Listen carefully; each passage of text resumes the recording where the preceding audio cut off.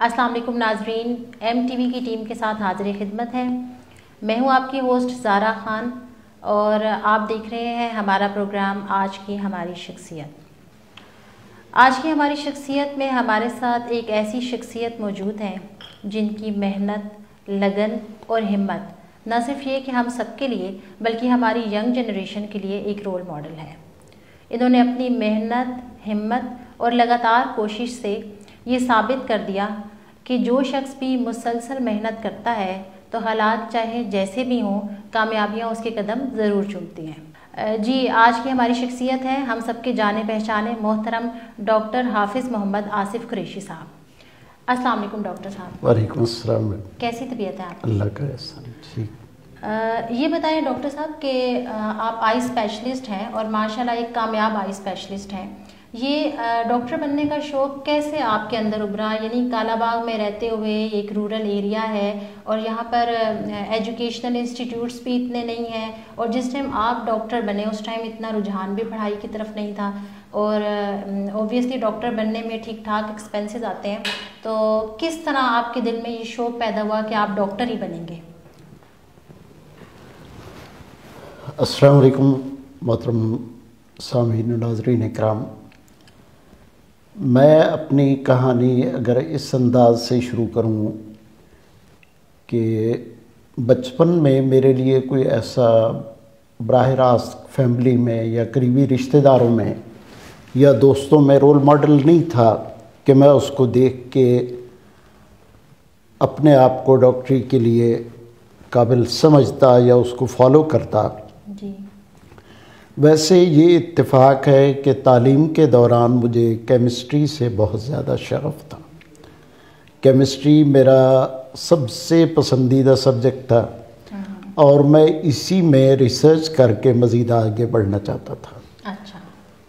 अब इत्तेफाक ये है कि जब मैंने FSC का एग्ज़ाम दिया तो मेरे वाइवा में जो मेरे एग्ज़ामिनर थे वो भी मुझे इस बात से, चूँकि मेरे FSC में जो कॉलेज के केमिस्ट्री के प्रोफेसर थे जहांगीर आदिल साहब, वो मेरी केमिस्ट्री की इंटरेस्ट को पहले दिन से ही समझ गए थे और उन्होंने ख़ास तौर पे एक और मेरे क्लास वाले और एक मैं, हमें स्पेशली उन्होंने ये क्लास में सेलेक्ट किया हुआ था तवज्जो के लिए और हमें एक्सपेरिमेंट्स के लिए लैब कोई भी यानी ऐसी चीज़ नहीं थी कि जिस पे उन्होंने पाबंदी लगाई हो। जी।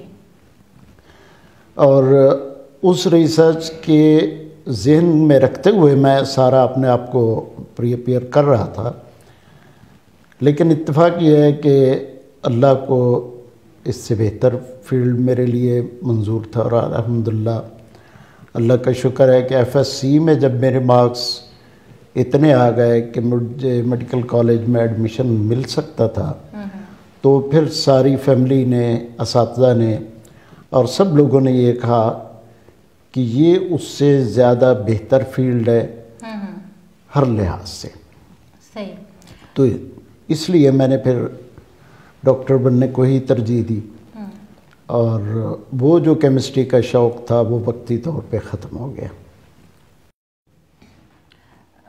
अच्छा डॉक्टर साहब, ये बताएं कि आपने कहा कि आपको केमिस्ट्री में इंटरेस्ट ज़्यादा था और आपका फिर मेडिकल में हो गया, तो मेडिकल में तो बहुत ज़्यादा एक्सपेंसेस चाहिए होते हैं और आपकी जो फैमिली बैकग्राउंड्स थे वो इतने स्ट्रॉन्ग उस टाइम नहीं थे आप लोगों की फाइनेंशियल कंडीशन, तो फिर किस तरह मैनेज किया आपने? किसने वो सारे एक्सपेंसेस उठाए?